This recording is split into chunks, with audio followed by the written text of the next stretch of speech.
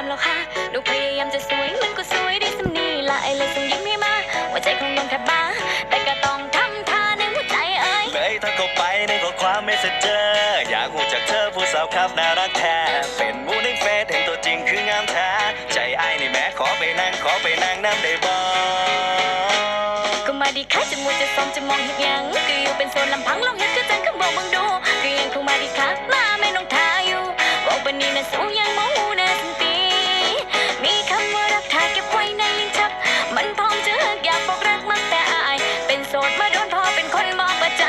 มือนี้จึงได้น้องจึงได้น้องจึงได้น้องก็ขอเนาะอ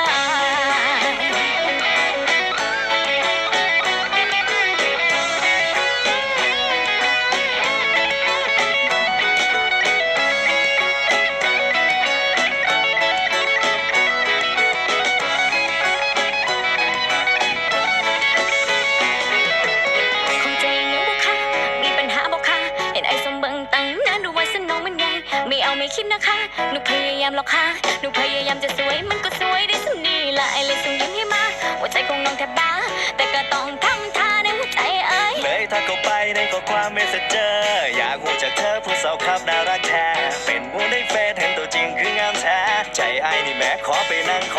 น้ำได้บ่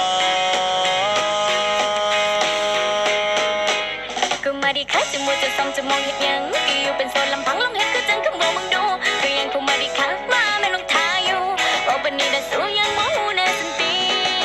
มีคำว่ารักทาเก็บไว้ในลิ้นชักมันพร้อมจะอยากบอกรักมักแต่อายเป็นโสดมาโดนพอเป็นคนมอบใจ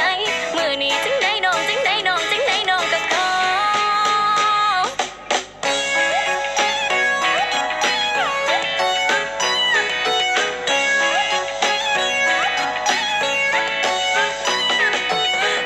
เข้าไปในข้อความเมสเซนเจอร์อยากรู้จักเธอผู้สาวครับน่ารักแท้เป็นหมูในเฟซเห็นตัวจริงคืองามแท้ใจไอ้นี่แม่ขอไปนั่งน้ำได้บ่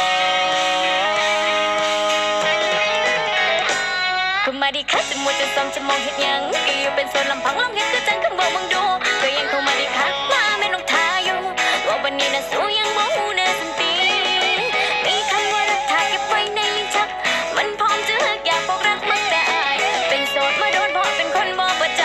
มือนี้จึงได้น้องจึงได้น้องจึงได้น้องก็ขอเนาะอาย